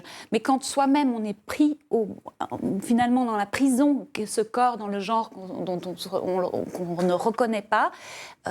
Moi, c'est quelque chose qui m'a effectivement beaucoup touchée. Et quand j'ai rencontré des transgenres adultes qui m'ont raconté un peu leur parcours, et qu'après, j'ai vu des transgenres qui avaient pu faire leur transition au cours de l'adolescence et dans l'enfance, j'ai vu qu'en fait, il y avait une espèce d'évidence qui émanait. Et j'avais envie de m'intéresser à ça. Et alors la loi en Suisse, elle est plutôt restrictive, c'est-à-dire qu'il faut un examen psychologique, psychiatrique, il faut commencer à prendre des hormones avant de pouvoir changer d'identité de genre. En revanche, il y a les cantons qui se montrent beaucoup plus innovants, beaucoup plus ouverts. Est-ce qu'il est question de changer cette loi ? Alors il y a effectivement, comme un peu en Belgique, il y a un avant-projet et puis le code civil peut-être à terme sera transformé, mais tout ça prend beaucoup de temps et le temps joue contre les jeunes transgenres, notamment cette fameuse puberté, on a entendu, qui peut faire des terribles ravages. Et donc, du coup, c'est vrai qu'au niveau cantonal, et notamment dans le canton de Genève et dans le canton de Vaud, on a eu par la bande, comme souvent en Suisse, où finalement il y a des lois fédérales, et puis en fait, après, on trouve certains arrangements. Des accommodements. Des accommodements, exactement, au niveau cantonal, et surtout les professionnels de la santé et au niveau de l'école, pour finalement offrir un cadre bienveillant à ces enfants. On va faire un peu de pédagogie. Dans quelle mesure il est important de prendre les enfants assez tôt ? Alors, quand on discute avec des personnes transgenres, on se rend compte que la puberté, c'est vrai que c'est souvent un moment qui est extrêmement difficile, parce que tout d'un coup, ils se ramassent dans la figure, cette espèce d'affirmation, de confirmation du genre qui n'est pas le leur. Et repousser la puberté, ça semble comme ça assez lourd, mais en fait pas. C'est quelque chose qu'on peut, par exemple, par rapport aux pubertés précoces qui arrivent aujourd'hui, on le fait déjà. Et là, ça permet simplement de gagner du temps et de permettre à ces jeunes, finalement, de temporiser, de se poser des questions, de prendre le temps. Oui. Bo van Spielbeek, c'est important, effectivement, bloquer la puberté, c'est pas irréversible. Non, effectivement, et surtout chez les jeunes, avant l'adolescence, si on peut bloquer quelque chose, les filles transgenres, nées garçons, le jour où la voix mue, c'est trop tard. Pour les garçons transgenres, quand ils commencent à avoir leurs règles ou que la poitrine commence à grandir, c'est trop tard. Donc, s'il y a moyen de repousser cela, ça permet effectivement de gagner du temps de réflexion. Et alors, à un certain moment, avec l'aide des psychologues et psychiatres, on estime que le moment est venu de donner les hormones du genre désiré. La voix, c'est ce qui est le plus difficile à transformer, modifier, rééduquer, je ne sais pas quel est le mot qu'il faut employer. Pour les hommes transgenres, le fait de prendre la testostérone, qui est une hormone qui fortifie les muscles. Or, les cordes vocales sont des muscles, donc les cordes vocales deviennent plus grosses. Et c'est un peu comme les cordes d'un violon ou d'une guitare, donc la voix devient plus grave. Mais par contre, pour les femmes transgenres comme moi, c'est juste une question d'entraînement. Et je sais faire beaucoup d'orthophonie. Oui, beaucoup d'orthophonie. Et au début, c'est remboursé en Belgique. Maintenant, pour moi, ça ne l'est plus. C'est seulement un certain temps, mais j'y suis pas encore. Et vous m'avez dit, quand on préparait cette émission, qu'en fait, aujourd'hui, il fallait faire quand même très attention parce qu'il n'y avait pas assez de médecins, notamment en Belgique, et qu'il y a beaucoup de personnes transgenres qui commencent à s'automédicaliser. Oui. C'est le problème, c'est les listes d'attente. Et c'est un problème en Belgique, mais je sais que c'est le cas aux Pays-Bas, en Grande-Bretagne, en Allemagne. Surtout qu'avec tous les modèles qu'il y a maintenant, il y a beaucoup plus de gens, et surtout de jeunes aussi, qui se découvrent transgenres. Mais en Belgique, pour l'instant, entre le premier coup de téléphone pour avoir un rendez-vous avec le psychologue et le premier rendez-vous, le premier contact avec le psychologue, il y a près de 2 ans. Et c'est la même chose aux Pays-Bas. Et bon, alors les personnes qui se sentent transgenres ne veulent pas attendre, parce qu'il faut le feu vert du psychiatre ou du psychologue pour les hormones. Eh bien, ils vont sur l'Internet. Catherine Sommer, vous êtes concentrée sur les enfants, les adolescents, mais est-ce qu'on ne peut pas se dire aussi que parfois il y a peut-être un risque finalement de commencer la transition aussitôt ? Est-ce qu'on peut peut-être dire que c'est juste une passade ? Je pense que de nombreux parents se disent ça, et c'est sûr qu'il ne faut pas se tromper, quoi. En tout cas, je sais qu'en Suisse, le processus est quand même relativement long et qu'on se base beaucoup sur la souffrance de l'enfant pour finalement évaluer la réalité de ce désir. La dysphorie de genre. Et donc, du coup, ça permet, c'est pour ça que le blocage de puberté, je crois, est quelque chose qui permet d'attendre, hein, puisque les hormones en Suisse, on ne peut pas les donner avant l'âge de 16 ans. Et c'est le bienvenu, parce que c'est vrai que moi, si mon enfant me disait qu'il n'est pas bien dans son genre, je pense qu'il y a un moment où je voudrais m'assurer que c'est pas, qu'effectivement, ça n'est pas une passade. On accuse souvent les médias aussi de finalement donner des idées à ces ados. Je pense que la souffrance qu'ils vivent quand ils sont réellement transgenres, ça, c'est pas quelque chose qui peut réellement être diffusé par les médias. Mais oui, c'est important de ne pas se tromper. La dysphorie de genre. Qu'est-ce que c'est? Qu'est-ce que c'est? Eh bien, tout le monde connaît l'euphorie. L'euphorie, c'est quand on est très heureux. La dysphorie, c'est en fait exactement le contraire. C'est quand on est très malheureux, parce qu'il y a cette différence entre la tête et le corps. Ce que Catherine disait tout à l'heure, on a un corps masculin et on se sent féminin dans sa tête, ou féminine dans ce cas-ci, et le contraire. Et donc, c'est une sorte d'état de malheur, de mal-être. De mal-être, et parfois de vouloir en finir. Bo van Spielweg, vous restez avec nous jusqu'à la fin de cette émission. Catherine Sommer, merci d'être venue sur le plateau d'Objectif Monde. On va partir à présent au Canada à la rencontre de Roar Meyer-Harvey. Née homme, Roar est aujourd'hui devenue femme.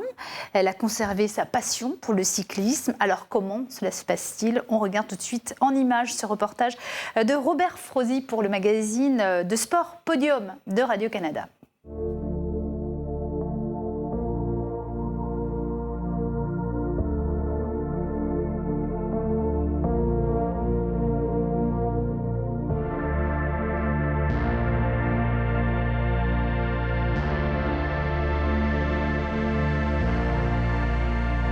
Oui, je suis trans.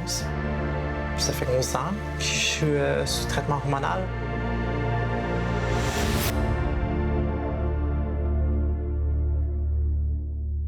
Je pourrais dire que c'est quelque chose qui remonte quand même assez jeune. C'est pas quelque chose que je comprenais.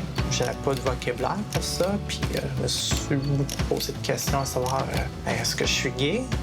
Je me vois pas dans une relation amoureuse avec et comme moi, c'est les filles que j'aimais. Mais j'ai pas réussi à mettre le doigt sur comment définir ma condition jusqu'à l'âge de 18 ans.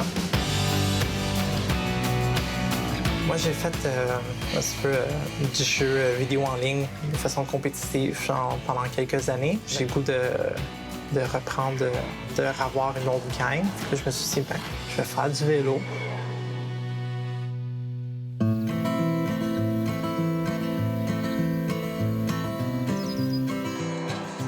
J'ai jamais eu de problème avec le fait que je sois trans en public.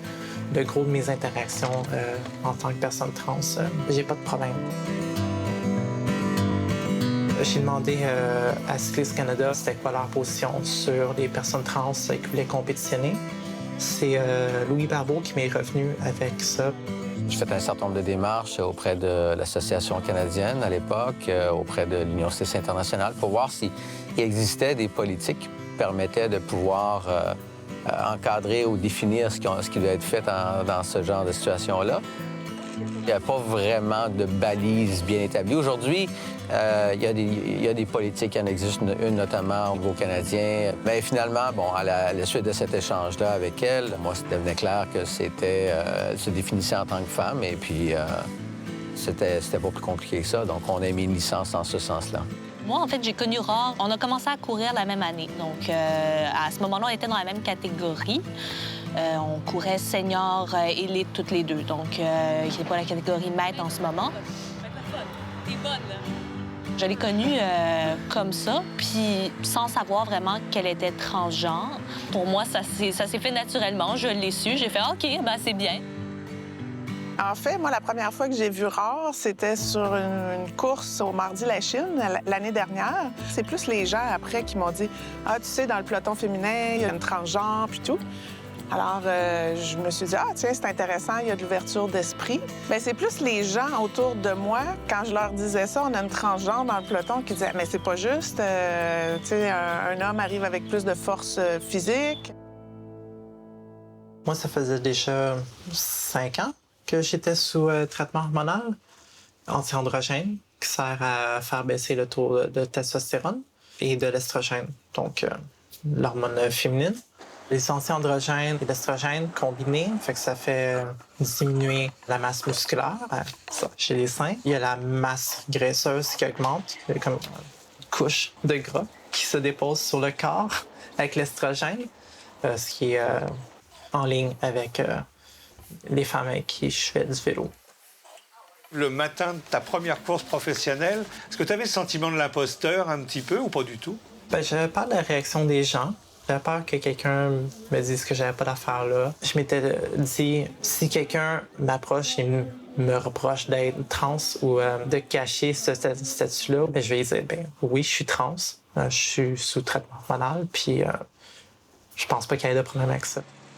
Mettons, sur les courses de plat, je suis quand même lourde. Ça m'aide un peu. J'ai beaucoup moins de testostérone que la moyenne des femmes. J'ai pas de testostérone pour m'aider. Donc, dans les côtes, quand on arrive à la première grosse côte d'une course, bien, je me fais dropper. C'était dur de faire mon coming out aux personnes que je connaissais à l'époque. Mais j'ai fait mon premier coming out à ma copine de l'époque quand j'avais 18 ans. C'est très émotif. Disons qu'avec ma mère, je pense que ça s'était bien passé au début. Je sentais que c'était quelque chose de dur, ça allait être un long processus. Ça, mes parents devaient faire un deuil. Je sais pas. J'avais comme pas l'impression qu'il y avait un deuil à faire d'un fils. C'est quelque chose que j'ai demandé à mes parents. C'est comme, qu'est-ce que j'avais avant que j'ai pas maintenant?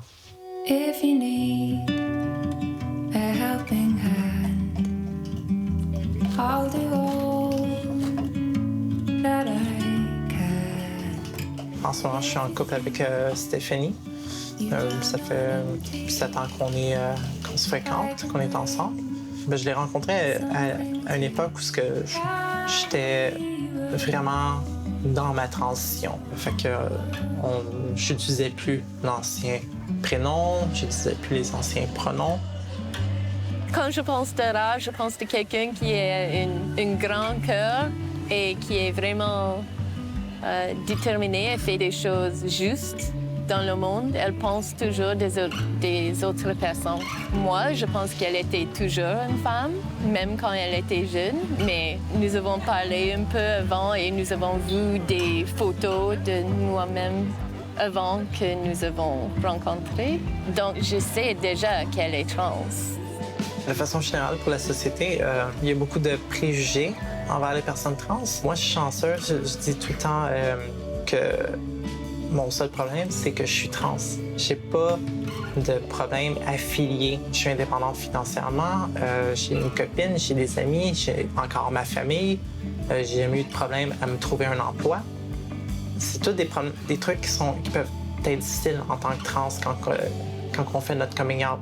Comment tu vis? Est-ce que tu vis beaucoup mieux aujourd'hui? Ou comment tu vois encore le regard des gens qui se posent sur toi? Jusqu'à 26 ans, je pense. C'était dur. J'avais commencé la thérapie hormonale. J'étais quand même super paranoïaque. J'avais tout le temps l'impression que tout le monde me regardait, puis tout le monde le savait que j'étais trans. Puis ça me pesait un petit peu sur moi. Puis maintenant, il n'y a pas personne qui va me faire du chantage sur mon statut trans. Il n'y a pas personne qui va me menacer là-dessus. Je suis une adulte, puis je suis capable de me défendre puis de vivre avec ce statut-là. Retour sur le plateau d'Objectif Monde, avec nous en duplex depuis Montréal, Robert Frozy, journaliste sportif pour le magazine Podium sur Radio-Canada. Robert Frozy, comment est-ce que vous avez rencontré Rare? Écoutez, ça a été un petit peu un concours de circonstances. Il y avait eu un petit article dans un journal local, et le journal en fait du quartier. Et puis je me suis dit, oh mon Dieu, quelle belle histoire. Est-ce qu'elle accepterait de nous rencontrer? Alors il y a eu d'abord des rencontres un peu préliminaires pour établir un petit peu de quoi on voulait parler. Ensuite, on lui a dit que c'était aussi avec une caméra, puis qu'on allait rentrer un petit peu dans son univers quotidien. Et puis après, je dirais quelques jours de réflexion, elle a accepté. C'était pas facile parce que c'était la première fois que véritablement on allait la découvrir, je dirais, à la télévision. Donc il a fallu que se prémunisse de toutes sortes de petites choses comme ça, mais ça s'est très très bien passé en règle générale, quoi. Ce qui est frappant, Robert Frozy, c'est comme la manière dont Rohr Meyer-Harvey a été accepté dans le peloton féminin. Alors ça a été une grande surprise pour nous parce que on devait la suivre dans son quotidien, mais on voulait effectivement la suivre dans une grande compétition. Et là, à notre grande surprise, elle a été, je dirais, acceptée par tout le peloton féminin, comme si elle avait toujours été là. Il n'y a personne, on n'a pas entendu, nous, de propos discriminatoires, de propos où elle n'aurait rien à faire dans un peloton féminin en étant un ancien, j'allais dire un ancien gars, parce que c'est un peu comme ça que ça se présentait pour certaines, mais finalement, non, il n'y a pas eu d'animosité. Peut-être certains regards par moments de commissaires de course ou de gens du public, mais pas plus que ça. Surtout, de toutes ses coéquipières, elle était encouragée systématiquement. Non, c'était beau à voir, en fait. Et elle a été acceptée sans problème aussi par la Fédération de cyclisme canadien, puisque ce sont des courses professionnelles. Oui, alors ça, c'était un peu particulier parce que Louis Barbeau, qui est le directeur général de la Fédération québécoise des sports cyclistes, Rohr s'est présenté avec quelque chose qu'il n'avait jamais vu. Donc, il s'est renseigné. Au niveau de l'association canadienne, il n'y avait pas grand-chose non plus. Il a fallu qu'il aille du côté de l'Union cycliste internationale pour découvrir qu'il y avait certaines petites normes déjà qui étaient mises en place. Et puis, il a fallu suivre donc tout un protocole, d'avoir un taux de testostérone à zéro, de présenter un certain nombre de caractéristiques au niveau hormonal qui devaient effectivement être suivies et en même temps être contrôlées de manière très régulière. Et d'ailleurs, Rohr nous disait que c'est un petit peu son angoisse, c'est de toujours se dire est-ce que je suis vraiment dans le bon dosage, etc. Mais plus ça va, plus effectivement ça pose de moins en moins de problèmes, quoi. Bo van Spilwijk, vous avez un point commun, autre avec Rohr, oui. C'est que vous aussi, vous faites du vélo. Vous avez fait l'ascension, on va le voir en image, du Mont Ventoux. Avec un vélo canadien, d'ailleurs. Comme quoi, la boucle est bouclée. Voilà. Et vous me dites, mon Dieu, qu'est-ce que ça a été dur. Parce qu'en fait, les hormones, ça fait quand même sacrément chuter le taux de testostérone. Et à la limite, moi, j'en ai un peu, mais là, vous n'en avez plus du tout. Plus du tout, non. Certainement plus depuis l'opération. Et donc, oui, voilà, on perd des forces. Et Rohr le dit d'ailleurs dans le sujet, elle dit, mon Dieu, dans les côtes, c'est compliqué. C'est très visible dans les côtes, mais même les choses de tous les jours, un casier de bouteilles en verre, ouvrir un pot de confiture, tout ça devient plus dur. Donc, mais bon, moi je ne me plains pas, je ne fais pas non plus du vélo de façon professionnelle, hein, c'est en amatrice. Ouais. Donc, Ça nous amène à parler du cas de Caster Semenya, cette athlète spécialiste du 800 mètres, qui alors, elle, n'est pas transgenre, mais qui a un taux de testostérone très élevé, correspondant à celui d'un homme. Aujourd'hui, elle est interdite de compétition. Robert Frozy, c'est pour vous quelque chose d'absolument inadmissible, et c'est complètement rétrograde de la part du CNOS, du Comité international olympique. Oui, et surtout aussi par la Fédération internationale d'athlétisme. Écoutez, on est encore à l'ère de Pierre de Coubertin, c'est-à-dire qu'on est encore au 19e siècle. Quand on voit comment on a traité ce dossier-là de manière inhumaine, ignoble, et les termes, écoutez, je trouve des termes encore, s'il y en avait des plus forts, je l'aurais dit, c'est une réunion d'hommes, ce sont des fédérations qui sont dirigées pour la plupart avec ce côté encore très patriarcal. Et quand on demande à une femme des traitements qui ne sont même pas, on ne connaît même pas encore les conséquences de ces traitements médicaux parce qu'on l'obligerait à descendre son taux de testostérone, c'est quand même assez incroyable encore aujourd'hui que par exemple une fille qui veut compétitionner et qui devient donc un garçon, alors là on lui ouvre les portes, il n'y a aucun contrôle pour les compétitions masculines, mais par contre l'inverse, c'est encore là, c'est encore un parcours du combattant. Alors les décisions des tribunaux tribunaux sportifs ou des fédérations, c'est de dire nous nous battons pour l'équité parce que ça ne serait pas équitable. Le tribunal arbitral du sport a reconnu que ce qu'on avait fait à Caster-Semenya pouvait être discriminatoire, mais en même temps, il rajoute qu'il faut aussi une certaine justice et une certaine équité pour que tout le monde ait les mêmes chances. Mais on ne s'est jamais posé la même question pour le nageur Michael Phelps qui avait des prédispositions génétiques qui l'avantageaient, pas plus qu'on se pose des questions pour les gens qui sont nés en altitude et qui gagnent la plupart des courses de fond ou de demi-fond. Alors, pourquoi deux poids et deux mesures? C'est pour ça que je vous dis, on est encore dirigé dans le monde du sport comme Coubertin le faisait et comme Coubertin, par exemple, avait son opinion très, je dirais, sexiste des femmes et de leur présence dans le sport. Merci beaucoup, Robert Frozy. Et c'est vrai que Pierre de Coubertin n'était pas favorable et ne refusait que les femmes, d'ailleurs, effectivement, fassent du sport et participent aux Jeux Olympiques. Merci, Robert Frozy, d'avoir été en duplex pour nous depuis Montréal. Beau von Spielbeck, cette émission est sur le point de s'achever. Il y a une chose dont on n'a pas parlé. Et là, on voit justement dans le sujet d'Aurore, cycliste qui est en couple. Vous-même, vous avez fait votre transition. Vous êtes toujours en couple avec votre épouse, Marianne, 36 ans après. Et elle écrit une lettre dans votre livre. Elle dit « J'ai eu l'impression de perdre mon époux, mais en revanche, j'ai fait le deuil de mon séduisant époux, mais en revanche, j'ai rencontré une personne beaucoup plus heureuse. » Cette question du deuil, cette question d'arriver à continuer à la vie à deux, c'était important pour vous. Le fait que Marianne accepte votre décision, c'était fondamental et que vous puissiez continuer à vivre en couple? Je crois que si elle ne l'avait pas accepté,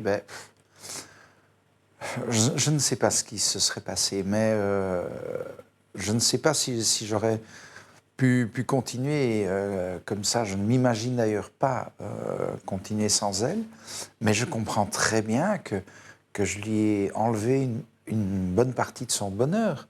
Elle est tombée amoureuse d'un mec, et le mec, il n'existe plus. Moi, j'ai gagné au change, je suis heureuse, mais elle, évidemment, effectivement, il y a ce phénomène de deuil et qu'on nous avait annoncé. On avait dit, voilà, il y aura ce phénomène-là. Et voilà, nous avons une psychologue où nous allons parfois séparément, parfois ensemble, mais je crois que c'est très important de se faire accompagner là-dedans, se retrouver. C'est une sorte de parcours de découverte. Et on nous dit, c'est pas en 1 an ou 2 qu'on aboutit. Donc c'est un long trajet, mais c'est très important d'abord, c'est important pour nous deux de pouvoir rester ensemble, parce que malgré tout, on a toutes sortes de choses en commun, nos intérêts communs, sinon on n'aurait jamais tenu le coup aussi longtemps. On a aussi le soutien des enfants et de nos frères, beaux-frères, belles-sœurs. Tout ça, c'est important parce que ça renforce.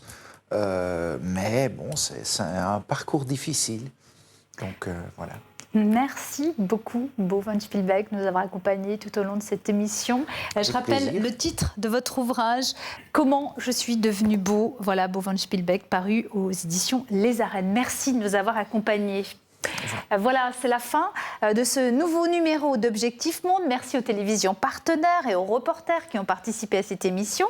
Merci aussi aux médias francophones publics pour leur soutien. Vous pouvez retrouver cette émission sur Twitter, sur la page Facebook de TV5 Monde, mais aussi sur le site internet de TV5 Monde. On se quitte en images, morceaux choisis de tous ces reportages et rendez-vous le mois prochain pour un nouveau numéro d'Objectif Monde.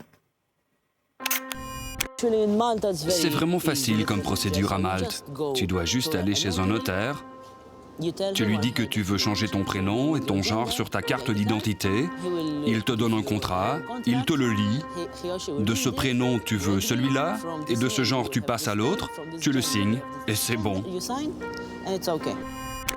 Quelque chose qu'on entend beaucoup, c'est que maintenant, les jeunes trans, c'est un peu un phénomène de société. On dit qu'il y en a beaucoup parce que c'est un effet de mode. Ce qui est totalement faux au final, c'est plus l'ouverture de la société. Et du coup, maintenant, les jeunes osent plus s'affirmer, osent plus sortir et puis faire leur coming out. Je sentais que c'était quelque chose de dur, ça allait être un long processus. Ça, mes parents devaient faire un deuil. Je sais pas, j'avais comme pas l'impression qu'il y avait un deuil à faire d'un fils. C'est quelque chose que j'ai demandé à mes parents, c'est comme, qu'est-ce que j'avais avant que j'ai pas maintenant? Je savais que ça allait être difficile, mais je ne regrette pas d'avoir accepté et d'avoir laissé Bilal porter ses perruques. Être lui-même. Et être lui-même surtout. C'est parce que ça revient à cela, au fond.